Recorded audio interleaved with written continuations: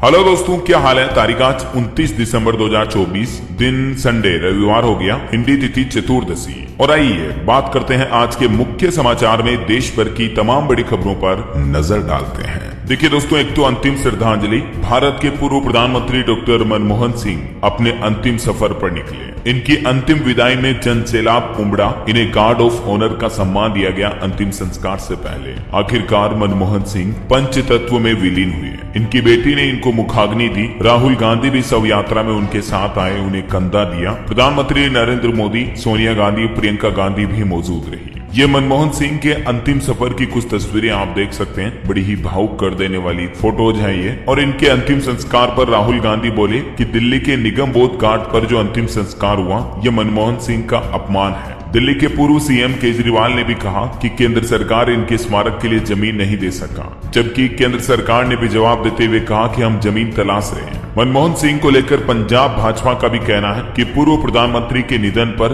राजनीति ना करें, उनके स्मारक स्थल और समाधि स्थल का निर्माण करवाएगी केंद्र सरकार। मनमोहन सिंह के अंतिम संस्कार में शामिल होने के लिए भूटान के राजा भूटान नरेश भी इसमें शामिल हुए। पड़ोसी देश में भी विशेष प्रार्थनाएं की गई। पीएम मोदी ने उन्हें अंतिम श्रद्धांजलि देते हुए कहा कि देश के प्रति उनकी सेवा को हमेशा याद रखा जाएगा। तो कुछ यूं अंतिम सफर संपन्न हुआ डॉक्टर मनमोहन सिंह का। ईश्वर उनकी आत्मा को शांति दे। चलिए आगे बढ़ते हैं अब अपन खबरों में दोस्तों। देखिए, पहली बड़ी खबर आ रही है, बीएसएनएल के तकरीबन 19,000 एम्प्लॉइज की नौकरी जा सकती है, क्योंकि टेलीकॉम डिपार्टमेंट ने वित्त मंत्रालय से दूसरी वीआरएस की मंजूरी मांगी है। इसके बाद कैबिनेट की सहमति जरूरी होगी, और अगर ये मंजूरी मिल जाती है तो बीएसएनएल में काम करने वाले हजारों कर्मचारी नौकरी से विदा हो सकते हैं। वहीं भूकंप पर खबर आ रही दोस्तों। जम्मू कश्मीर की घाटी में लगातार दूसरे दिन भी भूकंप के झटके लगे। कल भी रिएक्टर स्केल पर तीव्रता 4.0 थी। गनीमत रही कि जान माल का नुकसान नहीं हुआ। और एक अपडेट आ रहा, राजस्थान की चेतना जो कि 5-6 दिन हो गए बोरवेल में फंसी हुई है। रेस्क्यू ऑपरेशन अभी भी जारी है। 170 फीट गहराई में खुदाई कर रहे हैं अब जवान।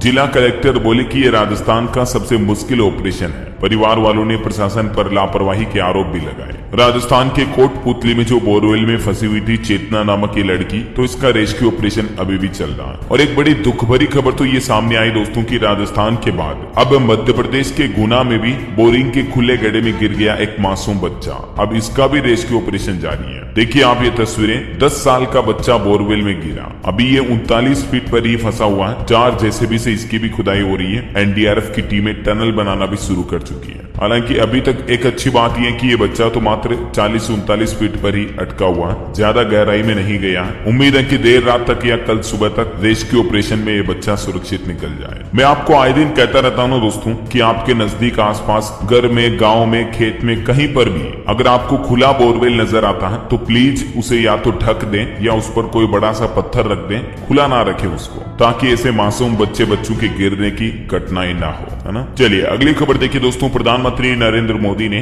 भारतीय ग्रैंड मास्टर डी गुकेश से मुलाकात की। विश्व शतरंज विजेता बनने पर इनको बधाई भी दी। और पीएम मोदी को भी गुकेश ने एक खास तोहफा दिया। ये शतरंज का बोर्ड आप देख सकते हैं। अभी डी गुकेश दुनिया के सबसे यंगेस्ट वर्ल्ड चेस चैंपियन बन चुके हैं। मेनी कांग्रेट्स गुकेश को। चलिए अगली बड़ी खबर किसान आंदोलन पर आ रही दोस्तों। 31 दिसंबर तक किसान नेता डल्लेवाल को हॉस्पिटल में एडमिट करवाएं। सुप्रीम कोर्ट ने पंजाब सरकार को अब सख्त आदेश जारी कर दिया है। और किसान नेताओं की भी क्लास लगाई सुप्रीम कोर्ट ने। तो डल्लेवाल पर सुप्रीम कोर्ट ने सख्त आदेश जारी करते हुए कहा कि ये कैसे किसान नेता जो चाहते हैं वे मर जाएं। और पंजाब सरकार को भी कहा कि 31 तारीख तक उन्हें हॉस्पिटल में शिफ्ट करें। दोस्तों, किसान नेता जगजीत सिंह डल्लेवाल 33 दिन से खनौरी बॉर्डर पर आमरण अनशन पर बैठे हुए हैं। 1 महीने से भी ज्यादा हो गया है। और अभी डल्लेवाल से मिलने जम्मू कश्मीर के क्लाइमेट एक्टिविस्ट सोनम वांगचुक भी पहुंचे, जो भी अनशन में रह चुके हैं। ये तस्वीरें आप देख सकते हैं, है ना। वैसे अभी किसानों का प्लान है 30 दिसंबर को पंजाब बंद रखेंगे वो। किसान नेता पंधेर बोले कि मेडिकल और जरूरी सेवाएं तो चालू रहेगी, लेकिन बस, रेल समेत पेट्रोल पंप वगैरह सब कुछ बंद रहेगा, क्योंकि किसानों ने अपनी मांगों को लेकर 30 दिसंबर को कल ही पंजाब बंद रखने की घोषणा की है। और इसी संबंध में किसान मजदूर संघर्ष कमेटी के नेता शरवण सिंह पंधेर ने एक वीडियो संदेश भी जारी किया लोगों के लिए। इस दरमियान दोस्तों पंजाब में कल क्या क्या चीजें चालू रहेगी, क्या क्या बंद रहेगी, इस बाबत भी किसानों ने डिटेल शेयर किए, देख सकते हैं आप। पेट्रोल पंप, गैस एजेंसियां वगैरह बंद रहेगी, तो आप अपनी गाड़ी में तेल वगैरह आज ही फुल करवा लें। बाकी किसानों का कहना है कि कल तो पंजाब बंद रहेगा 30 तारीख को, फिर नए साल में 4 जनवरी 2025 को खनौरी बॉर्डर पर विशाल किसान महापंचायत का आयोजन भी होगा और इस किसान महापंचायत को अनशन कर रहे किसान नेता डल्लेवाल संबोधित करेंगे, है ना। वैसे अभी पंजाब में किसान बंद के चलते पंजाब यूनिवर्सिटी की कल 30 तारीख को होने वाली परीक्षाओं को भी स्थगित किया गया। अब 31 दिसंबर को होंगे ये पीयू के एग्जाम। वहीं मणिपुर राज्य पर भी बड़ी खबर आ रही। मणिपुर राज्य में हिंसा फिर से बढ़ने लगी। लगातार 5वें दिन गोलीबारी की घटना हुई, इसमें एक महिला और पत्रकार भी घायल हो गया। मुख्यमंत्री बोले कि कुकी उग्रवादियों ने शांति सद्भाव पर हमला किया। इससे एक दिन पहले कल एक पुलिसकर्मी भी घायल हो गया था। तो ये दोस्तों मणिपुर राज्य में लगभग महीने भर शांति रहने के बाद फिर से कुकी मैते समाज के बीच हिंसा का माहौल पैदा हो गया। चलिए खबर आ रही, अयोध्या में रामलला के दर्शन का क्रेज देखिए आप। नए साल 2025 से पहले अयोध्या के लगभग सभी होटल बुक हो चुके हैं और अभी मंदिर प्रशासन ने नव वर्ष पर भक्तों की भीड़ को देखते हुए दर्शन का समय भी बढ़ा दिया। लगभग 1-2 घंटा एक्स्ट्रा दर्शन करवाए जाएंगे अब अयोध्या के राम मंदिर में, है ना। वहीं बजट 2025 पर खबर आ रही है कि साल 2029 तक डाक विभाग को मुनाफे में लाने का प्लान बनाया है। वित्त मंत्री से मिले केंद्रीय मंत्री ज्योतिरादित्य सिंधिया और उन्होंने ये प्रस्ताव भी रखा है। चलिए खबर देखिए दोस्तों, बांग्लादेश और भारत के बीच तनाव चल रहा। इसी बीच भारत से बांग्लादेश ने चावल भी खरीदा है। 27,000 टन चावल की खेप बांग्लादेश के चटगांव पहुंची और इसके बाद बांग्लादेश ने भी बोला कि भविष्य के संकट से बचने के लिए ये जरूरी है। भारत से अभी बांग्लादेश ने 2 लाख टन चावल खरीदने का फैसला लिया है। चलिए खबर है दोस्तों, प्रधानमंत्री नरेंद्र मोदी आज सुबह 11 बजे मन की बात कार्यक्रम को संबोधित करेंगे। देश विदेश के लोगों के साथ अपने विचार भी साझा करेंगे और ये इस साल का मन की बात का अंतिम एपिसोड होगा, 117वां एपिसोड। चलिए वही दोस्तों, दवाइयों को लेकर बड़ी चौंकाने वाली रिपोर्ट सामने आ रही दोस्तों कि गुणवत्ता पर खरी नहीं उतरी 111 तरह की दवाइयां। 2 दवाइयां तो बिल्कुल ही नकली पाई गई और अब स्वास्थ्य मंत्रालय का कहना है कि कानूनी कार्यवाही की जाएगी। दरअसल दोस्तों, केंद्रीय औषधि मानक नियंत्रण संगठन ने देश भर में दवा दुकानों से नमूने लिए थे। इनमें लगभग 41 दवाओं के नमूनों की जांच संगठन और केंद्रीय प्रयोगशालाओं में की गई, जबकि 70 दवाओं की जांच राज्य प्रयोगशालाओं में की गई। इसमें गैस, बुखार, सांस वगैरह समेत कई अलग अलग तरह की बीमारियों की दवाइयां हैं और इस जांच में लगभग 111 तरह की दवाइयां मानकों पर खरी नहीं उतर पाई। अब मतलब देखिए आप, दवाओं के बाजार में कितना गड़बड़ घोटाला चल रहा है। और ऐसे ही दवाओं के फर्जीवाड़ा का एक और खुलासा हिमाचल प्रदेश राज्य में भी देखने को मिला। यहाँ देखिए, केवल हिमाचल की दवाइयों में भी 27 दवाओं के सैंपल फेल पाए गए, जिनमें heart attack, kidney, BP, sugar समेत कई गंभीर बीमारियों की दवाइयां हैं जिनके सैंपल बिल्कुल फेल पाए गए। अब हिमाचल में बनी इन दवाइयों का तो स्टॉक भी वापस मंगवाया है स्वास्थ्य मंत्रालय ने मेडिकल स्टोर से और 13 कंपनियों को नोटिस भी जारी कर दिया है, क्योंकि इन कंपनियों की दवाइयां केंद्रीय औषधि मानक नियंत्रण संगठन CDSCO के मानकों पर खरी नहीं उतर पाई है। ये इन दवाइयों के नाम और लिस्ट भी आप देख सकते हैं दोस्तों,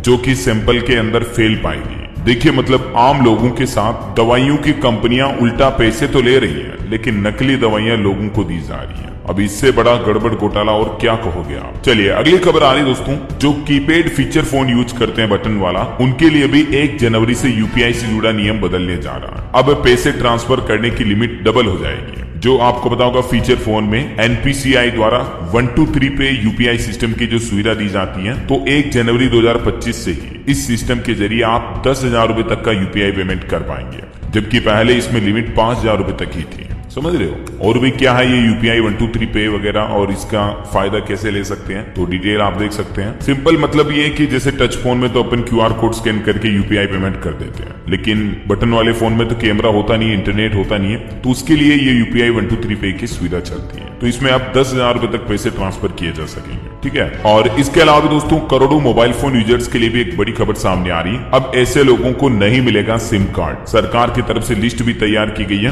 बात कुछ यूं है कि देश में करोड़ों मोबाइल यूजर्स को साइबर फ्रॉड से राहत देने के लिए अब सरकार की तरफ से एक नया नियम लागू किया जा रहा, जिसके मुताबिक नए सिम कार्ड के नए नियम के तहत DOT यानी डिपार्टमेंट ऑफ टेलीकम्युनिकेशन यानी दूरसंचार विभाग ने एक्शन लेना शुरू कर दिया है। और कहने का मतलब ये दोस्तों कि जिन लोगों के नाम पर पहले सिम कार्ड में फर्जीवाड़े हुए हैं, जिनके सिम कार्ड को सरकार ने किसी कारणवश ब्लॉक कर दिया, ठीक है, जो लोगों को फ्रॉड मैसेज भेजते थे या उनके साथ साइबर धोखाधड़ी करते थे, तो ऐसे लोग जिनके नाम पर पहले सिम कार्ड ब्लॉक हो चुके हैं, तो ऐसे लोगों को अगले 3 साल तक नया सिम कार्ड नहीं मिल पाएगा, उन्हें ब्लॉक कर दिया जाएगा इस सिस्टम से। सभी टेलीकॉम ऑपरेटर्स के साथ सरकार ऐसे सभी यूजर्स का डेटा लिस्ट भी जारी करेगी ताकि उन लोगों को दोबारा सिम कार्ड जारी नहीं होगा। ये नया नियम 2025 से लागू होने जा रहा, समझ रहे हो। और इसके अलावा भी नए साल से पीएफ से जुड़े भी 5 नए नियम बदलने जा रहे हैं। पहला तो एटीएम की तरह आपको पीएफ में पैसा निकालने की सुविधा मिलेगी। दूसरा, पीएफ में कंट्रीब्यूशन की लिमिट को भी सरकार बढ़ाने जा रही है। तीसरा, पीएफ में इक्विटी की लिमिट भी बढ़ जाएगी। चौथा,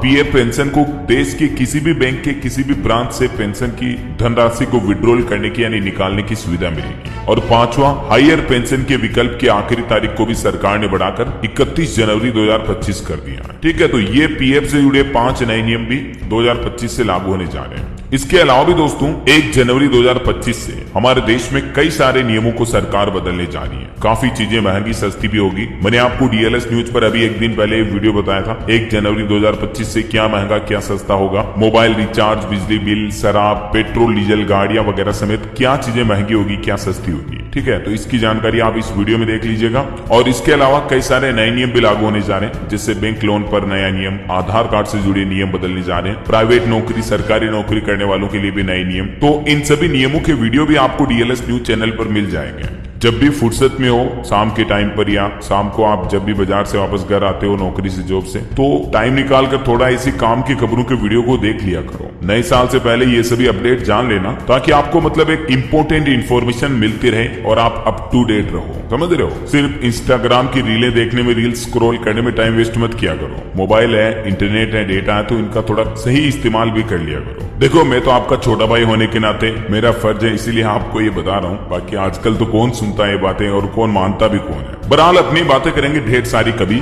फिलहाल अपन दोस्तों आज के मौसम समाचार पर नजर डाल लेते हैं। और एक बात और याद दिला दूं आपको, अगर आप डीएलएस न्यूज चैनल पर पहली बार आए हैं और चैनल को अभी तक सब्सक्राइब नहीं किया ना दोस्तों, तो फिर इसे सब्सक्राइब करके बेल आइकन भी जरूर दबा दो। और बाकी आपका मन करे, दिल करे तो एक लाइक और शेयर भी कर देना, ताकि आप अपने डीएलएस भाई के साथ रोजाना जुड़े रहेंगे और हम एक दूसरे के साथ ऐसी काम की महत्वपूर्ण जानकारियां शेयर करते रहेंगे। चलिए फिलहाल मौसम अपडेट की बात करते हैं। तो देखिए, मध्य प्रदेश में तूफान के साथ ओलावृष्टि और पंजाब, हरियाणा, चंडीगढ़, उत्तर प्रदेश और राजस्थान में छिटपुट बारिश और घने कोहरे की चेतावनी जारी की है मौसम विभाग ने। अभी बर्फबारी की वजह से जम्मू कश्मीर श्रीनगर लेह हाईवे भी बंद हो गया। बारिश की वजह से दिल्ली में 15 साल और अजमेर में 14 साल का रिकॉर्ड टूट गया। इतनी तेज बारिश हुई, सर्दियों में बावट की बारिश। यूपी में स्कूल बंद पड़े हैं, मध्य प्रदेश में ओले भी गिरे। कुछ और अलग अलग राज्यों के मौसम के अपडेट देखिए आप। राजस्थान में भी आंधी और बारिश की घटनाओं में 2 लोगों की जान चली गई। धौलपुर में पेड़ और कच्चे मकान धराशायी हो गए, मतलब गिर गए। जोधपुर में भी कोहरे की वजह से 2 कारें टकराई, एक्सीडेंट की घटनाएं देखी गई। इधर मध्य प्रदेश में आज भी बारिश और ओले गिरने का अलर्ट है। 2 दिन में 42 जिलों में पानी बरसा। किसानों का मंडियों में रखा अनाज भी भीग गया। वहीं दोस्तों हरियाणा सरकार ने भी फसलों के नुकसान की रिपोर्ट मांगी है। मुख्यमंत्री नायब सिंह सैनी बोले कि सभी जिला अधिकारी डीसी को निर्देश जारी कर दिए हैं, क्योंकि हरियाणा के 5 जिलों में ओले गिरने की वजह से किसान भाई लोगों की फसलें बहुत ज्यादा बर्बाद हो गई हैं। तो इसीलिए हरियाणा सरकार ने अब ये किसानों के हित में अच्छा आदेश जारी किया है। इधर उत्तर प्रदेश में भी देखिए दोस्तों जोरदार बारिश हुई। झांसी, नोएडा में ओले गिरे। 20 शहरों में बरसात देखी गई। काशी में बाबा विश्वनाथ को उड़ाई गई मखमली रजाई भी। हिमाचल प्रदेश में भी 24 घंटे में भारी बर्फबारी देखी गई। लाहौल स्पीति में मकान और किन्नौर में सड़कें और शिमला में गाड़ियां तक बर्फ से ढक गई। अटल टनल अभी भी बंद पड़ी है। इधर बिहार में भी शीतलहर का अलर्ट है। आपदा प्रबंधन विभाग ने लोगों से अपील करते हुए कहा कि बिना काम घर से बाहर ना निकलें, और प्रशासन ने हेल्पलाइन नंबर भी जारी किए हैं। वहीं झारखंड में भी देखिए आज और कल बादल बरसेंगे। 18 जिलों में हल्के से मध्यम दर्जे की बारिश की चेतावनी और 12 जिलों में घना कोहरा चलने का भी येलो अलर्ट जारी किया है। इधर उत्तराखंड में भी बारिश और बर्फबारी का डबल अटैक देखने को मिल रहा है। 100 से ज्यादा गाँव के लोग घरों में कैद हुए हैं। ये घरों की तस्वीरों का ड्रोन व्यू आप देख सकते हैं दोस्तों। पूरे सभी घरों पर सफेद चादर बिछी हुई है, इतनी बर्फबारी हो रही है उत्तराखंड, हिमाचल, जम्मू कश्मीर वगैरह में, है ना। और इस बारिश और बर्फबारी की वजह से ठंड काफी ज्यादा बढ़ गई है। मौसम विभाग का कहना है कि अगले 24 घंटे भी उत्तराखंड में बारिश का सिलसिला जारी रहेगा। और भी अगले 24 घंटों के दौरान स्काईमेट वेदर की रिपोर्ट के मुताबिक मौसम की संभावित गतिविधियां क्या रह सकती है दोस्तों, जिसकी डिटेल जानकारी भी आप देख सकते हैं स्क्रीन पर। ओके, और चलिए मौसम के बाद अब अपन आज के सराफा बाजार पर नजर डाल लेते हैं। तो देखिए दोस्तों, आज संडे है तो मैं आपको पूरे साप्ताहिक रेट बता देता हूँ। इस सप्ताह सोने चांदी में बढ़त देखी गई। सोना 1059 रुपए बढ़कर 76,436 रुपए प्रति 10 ग्राम पहुंच चुका है, जबकि चांदी में 2,500 से भी ज्यादा की बढ़ोतरी हुई इस सप्ताह। और अभी चांदी का रेट 87,831 रुपए प्रति किलो चल रहा है। चलिए कुछ मार्केट के अपडेट्स देखिए आप। म्यूचुअल फंड के रिटर्न पर अपडेट आ रहा कि डेट म्यूचुअल फंड ने भी साल भर में लगभग 11.5% तक का रिटर्न दिया।